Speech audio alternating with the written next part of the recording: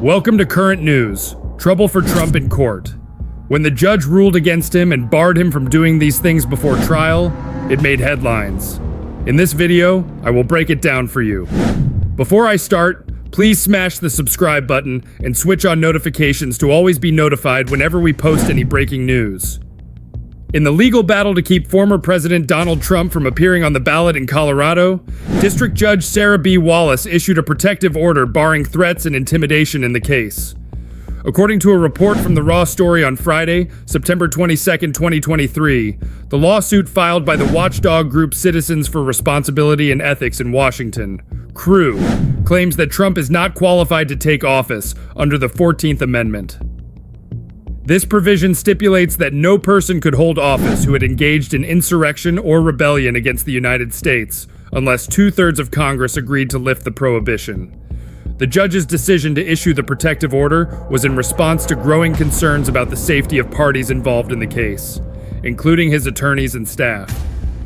Judge Wallace emphasized, "I 100% understand everyone's concerns about the parties, the attorneys, and frankly, myself and my team, based on what we've seen in the cases." This order applies to both parties participating in the trial, intending to create a safe environment for all participants. However, not everyone agrees with the need for this protective order. Former Colorado Secretary of State Scott Gessler, who represented Donald Trump in the case, expressed opposition to the order. Gessler said threats and intimidation were already illegal, and there was no need for an additional warrant.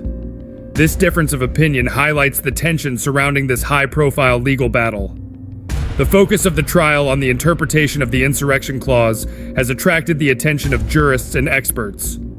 Figures such as Lawrence Tribe, a former Harvard law professor, and Michael Luttig, a former conservative judge, have said the provision disqualifies Trump for allegedly encouraging the January 6th attack on the U.S. Capitol. Their position gave impetus to similar challenges launched in several other states, including in Minnesota by the group Free Speech for the People. However, this legal challenge is facing significant obstacles. A major challenge is the lack of legal precedent on how to enforce the sedition clause, and whether state election officials have the authority to do so. This uncertainty has made the legal landscape surrounding the issue complex and controversial.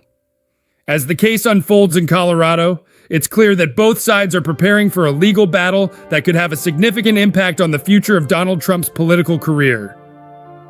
The protective order issued by Judge Wallace reflects the growing tensions and concerns surrounding this case, emphasizing the importance of ensuring a fair and safe legal process. The outcome of this Colorado trial will not only affect Trump's eligibility for future political office, but could also set a precedent for similar cases in other states. As legal experts and scholars continue to weigh the interpretation of the insurrection clause, the nation is watching closely, awaiting a resolution to this fraught legal dispute.